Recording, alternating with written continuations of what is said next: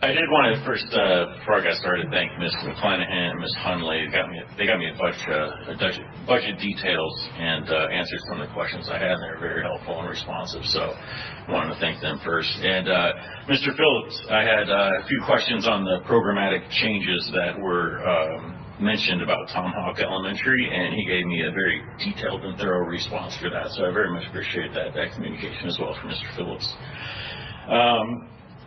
I was looking at a lot at our budget and everything that was put together here for FY25, and first thing I wanted to look at, I know I've heard from, I think a couple different times from members of the board that our teacher pay is competitive, and so I hadn't done research on that before, so I did that for the first time, and looked at our website, at the pay scales and all the other, the surrounding counties, and so Campbell for the entry-level lowest step new teacher for Campbell is $45,000, and then Bedford, they're a little bit higher at $45,500, and then I saw that Amherst, Appomattox, and Lynchburg are at $47,000. So we're on average, when you take all that together, we're about 4% lower than City of Lynchburg and the surrounding counties, and then if you take the highest pay step, or even more, there's more deviation there. We're about 13% lower than everyone else. So I thought that was interesting that not only are we not competitive, but we're not even in the running. We're dead last in terms of teacher pay right now. And so then that's kind of a baseline that I went and looked at our budget, or this FY25 budget, to see what that looked like. And it didn't seem like there was much correction for that.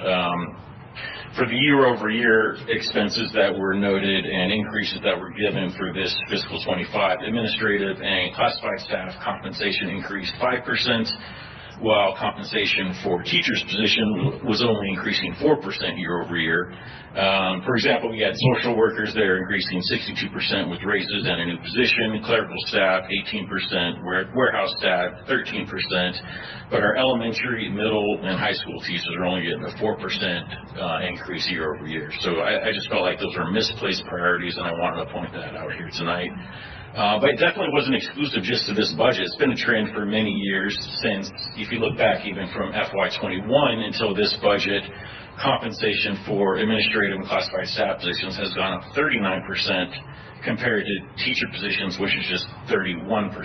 So there's quite a significant difference there.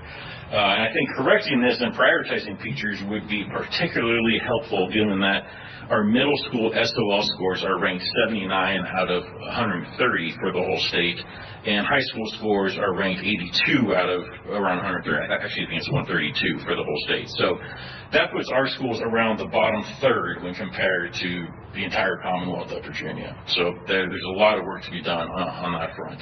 And even if you look at just the surrounding counties of Amherst, Appomattox, and Bedford, our middle school scores are below them, and high school we're about the average. But middle school is below City of Lynchburg, obviously, but the counties more particularly.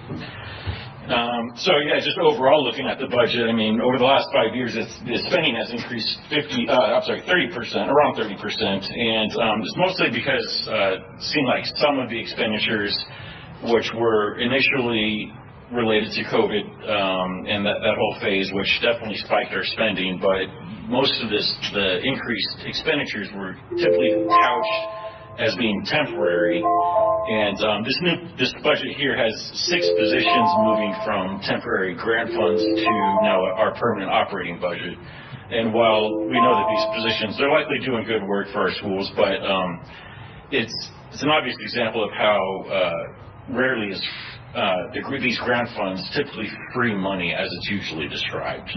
It usually does move into the operating budget, as a lot has in this instance here. So just my very last point here. It's been mentioned by members of this board. I've heard more recently that we are not becoming dependent on temporary grant funds or COVID relief money, but this budget, it's definitely clear that is what has happened in some instances. So I felt like that was worth pointing out and worthy of caution going forward. So, but I very much appreciate you all giving us the time to comment and look at the budget and let you know our feedback. So thank you. Thank you, sir.